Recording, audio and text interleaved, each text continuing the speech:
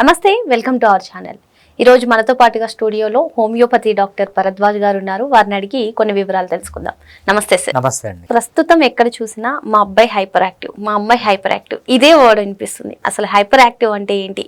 దీని scientific name ఏడిహెచ్డిగా విన్నాం. అసలు ఈ ఏడిహెచ్డి అంటే ఏంటి? నార్మల్ గా కొంచెం అల్లరి చేసినా సరే హైపర్ యాక్టివ్ అంటారు. అసలు ఈ ఏడిహెచ్డి గురించి మీరు చెప్పండి సార్. సో ఏడిహెచ్డి అంటే ఏంటంటే attention deficit hyper activity disorder అంటారు అనమాట.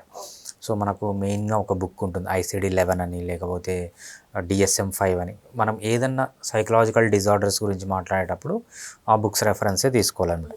ఆ బుక్స్లో క్లియర్గా మెన్షన్ చేసి ఉంటుంది ADHD అంటే attention deficit hyper activity disorder.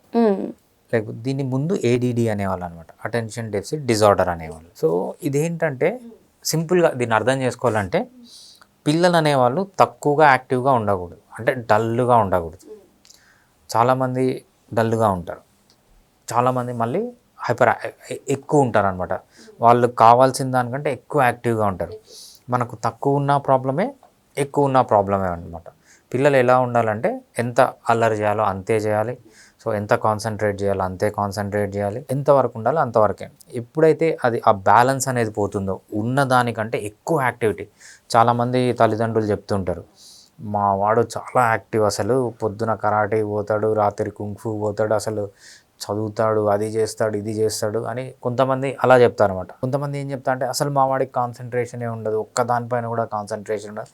పాజిటివ్గా నెగిటివ్గా రెండిలాగా తీసుకుంటారనమాట ADHD అనేది. సో ఈ ADHD అనేది ఏంటంటే ఎక్కువ ఉండకూడదు, అంటే యాక్టివిటీ అనేది ఎక్కువ ఉండకూడదు, తక్కువ ఉండదు. ఎప్పుడైతే ఇది కావాల్సిన దానికంటే ఎక్కువ అయిపోతుందో దాన్ని మనము ADD అంటాం. ప్రీవియస్గా ADD అనేవాళ్ళు, ఇప్పుడు ADHD అంటారు. అసలు ఈ ఏడిహెచ్డి లక్షణాలు ఏ విధంగా ఉంటాయి? ఏ విధంగా మనం ఐడెంటిఫై చేయొచ్చు? రైట్. సో ADHD అనేది ఏంటంటే సింపుల్గా మనం ఎక్స్పాండ్ చేస్తే attention deficit hyper activity disorder అనమాట. అటెన్షన్ డెఫిసిట్ హైపర్ యాక్టివిటీ డిజార్డర్లో ఫస్ట్ వీళ్ళు ఏంటంటే ఒక పని పైన కాన్సన్ట్రేషన్ ఉండదు. వాళ్ళు ఒక పని వాళ్ళకి ఏదైనా ఇచ్చామనుకోండి, అస్సలు ఆ పని చేయరనమాట. వెంటనే వేరే పనికి జంప్ అయిపోతూ ఉంటారు. సో ఒక పని పైన కాన్సన్ట్రేట్ లేకుండా అలా ఉండడము. ఇంకోటి ఏంటంటే హైపర్ ఫోకస్ అంటాం అనమాట.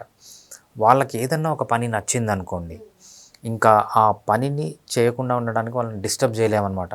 ఫర్ ఎగ్జాంపుల్, ఒకడికి మూతలతో ఆడుకోవడం ఇష్టము, ఒక బాబుకి, వాడు ఇంకా ఆడుతూనే ఉంటాడు, చుట్టుపక్కల బాంబులు పడినా కూడా పట్టించుకోడు అనమాట. సో దాన్ని అటెన్షనల్ బ్లింక్ అంటారు.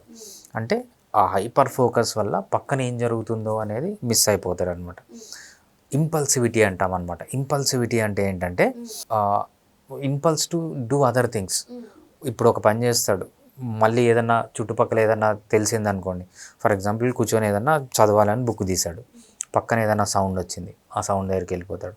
పక్కన ఏదో స్మెల్ వచ్చింది, ఆ స్మెల్, అంటే వీళ్ళు బాగా హైపర్ యాక్టివ్ ఉంటారు. దాంతోపాటు వీళ్ళకి ఏంటంటే అటెన్షన్ అనేది ఉండదు అనమాట. అటెన్షన్ డెఫిసిట్ ఉంటుంది.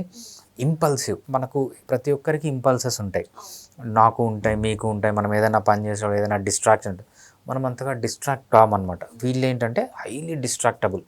సో ఇంపల్స్ని కంట్రోలింగ్ మెకానిజం అనేది ఉండదు. మనకు కూడా నేను చదువుకునేటప్పుడు నాకు ఎవరైనా పక్కన టీవీ పెడితే టీవీ చూడాలనిపిస్తుంది, but we can control the impulse. వీళ్ళలో ఏంటంటే ఆ ఇంపల్స్ కంట్రోల్ అనేది ఉండదన్నమాట. సో ఇట్లాంటివన్నీ మనం కామన్గా చూస్తాం వీళ్ళల్లో.